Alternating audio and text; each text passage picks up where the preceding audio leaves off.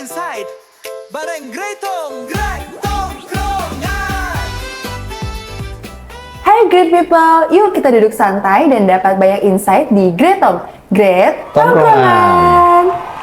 Aku Katia dan hari ini aku kedatangan bintang tamu yang sangat spesial dari OCBC Sekuritas. Halo. Halo, saya dengan Joseph Adio dari OCBC Sekuritas. Kak Yosef gimana nih kabarnya hari ini? Baik, luar biasa. Di bulan suci Ramadan ya kita tag podcastnya hari ini. Iya, betul banget.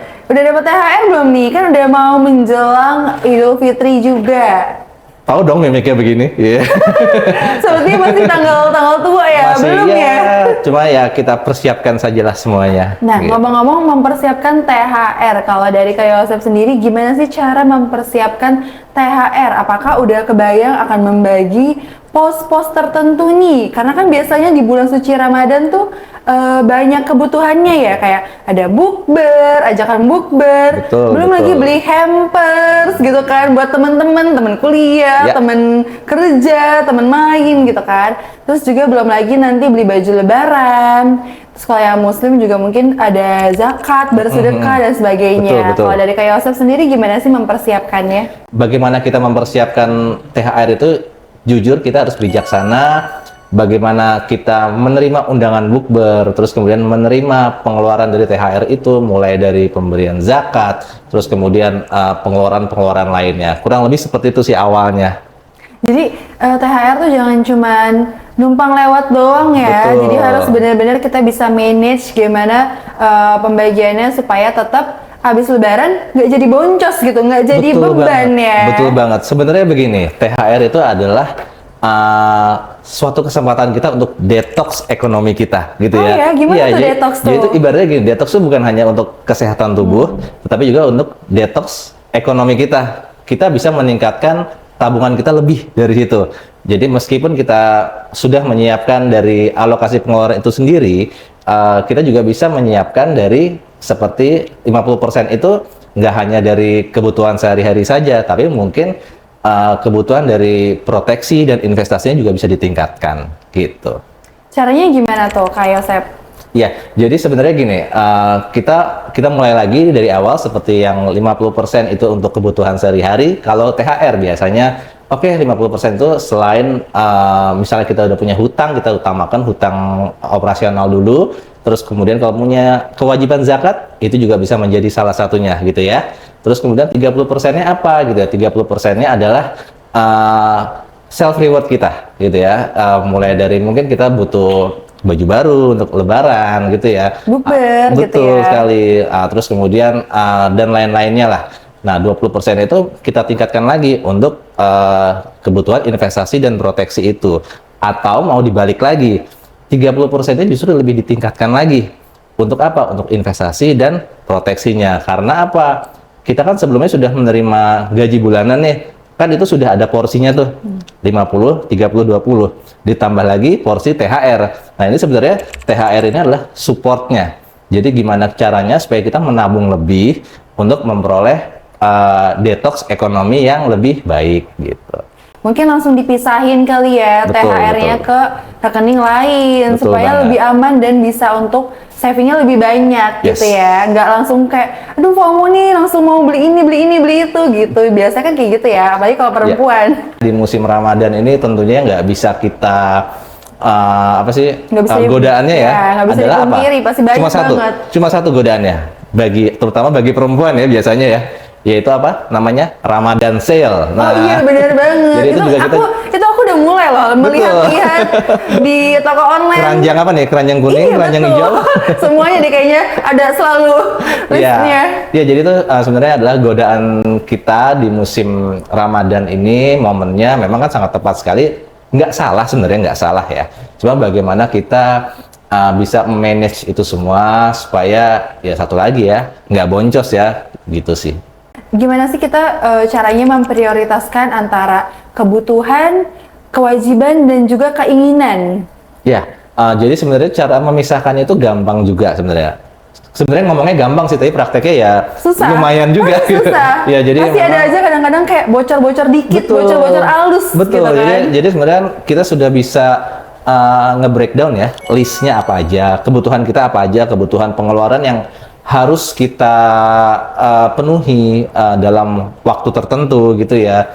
Itu sudah ketahuan tuh kebutuhan-kebutuhan, mulai dari kebutuhan-kebutuhan yang premier atau yang untuk pelengkap saja gitu. Dan keinginan ini sebenarnya keinginan ini nih yang kadang-kadang tuh beda-beda tipis nih sebenarnya nih keinginan sama kebutuhan itu gitu. Jadi sebenarnya saya ingin itu tapi butuh nggak sih? Nah itu sebenarnya kita harus pikirkan lagi sebenarnya. Jadi dari sisi itu kita list dulu nih, mungkin dari ternyata keinginan kita tuh yang di tahun lalu atau beberapa waktu lalu belum terpenuhi. Kira-kira ini menjadi prioritas nggak ya? Nah itu balik lagi tuh, yang paling utama adalah kalau kebutuhan kita sudah bisa melihat ya secara siapa yang paling utama, namun keinginan ini justru kita harus bisa membedakan bahwa keinginan ini bergunanya untuk apa, terus kemudian prioritasnya seperti apa. Nah, kalau menurut Kak Yosep sendiri seberapa penting sih, tadi kan balik lagi ya, aku sempat mention mungkin apakah lebih baik kita pisahkan langsung nih ketika menerima transferan THR, kita pindahkan ke rekening lain gitu. Itu seberapa penting sih untuk kayak memanage keuangannya? Kita menerima THR itu sebenarnya sudah kita ketahui ya, THR itu akan kita terima kapan. Namun kadang-kadang itu kita menjadi shock juga gitu ya melihat THR itu bahwa wah tiba-tiba ada duit masuk nih, duit gede nih gitu kan. Ini saatnya kita ini nih porsi-porsi yang iya. Nah, sebenarnya jangan seperti itu. Jadi semua itu juga sudah harus terukur sebenarnya menurut saya. Idealnya seperti apa ya, kita balik lagi ke alokasi pengeluaran yang ideal menurut saya seperti itu. Nah, mungkin teman-teman dari Gretong sendiri seperti apa untuk alokasi pengeluaran yang ideal? Iya, Great People gitu ya. Jadi kita bisa lihat nih porsinya balik lagi. Dari teman-teman Gen Z nih misalnya dia belum terima THR atau mungkin baru mulai bekerja atau masih mahasiswa. Nah, dia biasanya kan kalau lebaran kan dapat amplop ya. Betul. Dari om tantenya, dari orang tuanya dan sebagainya.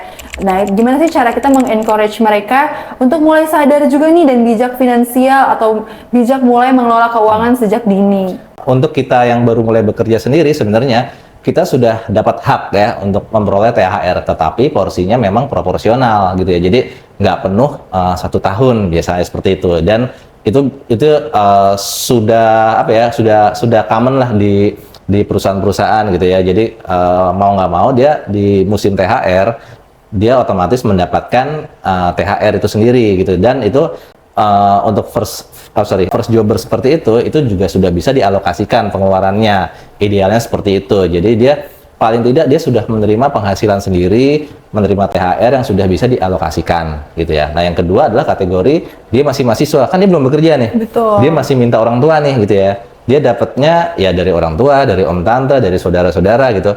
Itu ibarat tuh kayak inilah rezeki nomplok lah gitu ya. Jadi memang tidak terencana seperti itu, dan itu biasanya tidak terukur dia dapatnya berapa. Ya caranya adalah satu, baiknya jika diarahkan untuk para pelajar dan mahasiswa, jika memperoleh THR dari orang tua, dari om tante atau saudara-saudara lain, baiknya kalau belum berpikiran untuk investasi, ditabung dahulu gitu. Nah kalau dari Kak Yosep sendiri pengalamannya gimana? Mungkin pernah anaknya Kak Yosep atau mungkin saudara dan sepupu dan sebagainya masih kecil, itu gimana nih cara mengelolanya? Biasanya kalau saya dulu yang memanage adalah dari orang tua. Jadi THR yang saya peroleh itu dikasih lagi ke orang tua? Bukan dikasih, tapi dititipkan. Oh, dititipkan. Bagaimana caranya supaya saya nggak konsumtif gitu. Jadi alangkah baiknya jika teman-teman ya memperoleh THR dari orang tua, dari saudara, itu kalau belum bisa memanage, boleh dititipkan dulu. Mungkin berapa persennya kita boleh pegang seperti itu.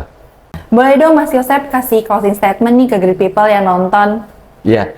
Oke, mungkin kalau terkait dengan closing statement kita mesti apa ya, saya akan tetap menegaskan, meng-highlight terkait dengan alokasi pengeluaran, yaitu 50%, 30%, dan 20%. 50%-nya apa? Yaitu untuk kebutuhan pengeluaran sehari-hari gitu ya. Terus kemudian 30%-nya bisa untuk kita memperoleh self reward dari kesibukan kita, dari pekerjaan kita yang sudah kita jalani setiap hari, dan 20%-nya itu adalah untuk proteksi dan investasi. Jadi perlu diingat juga, dari 20% itu kita juga tetap harus memperhitungkan proteksi kesehatan kita ya. Kenapa? Karena jika kita berinvestasi dan kita terkena risiko, maka tidak mengambil dari dana tabungan gitu ya, dari dana-dana lain. Jadi kita mempunyai persiapan seperti investasi dan dana darurat. Jadi tetap harus dipikirkan juga sisi-sisi proteksinya ya, Betul proteksi sekali. terhadap uang kita, terhadap aset kita.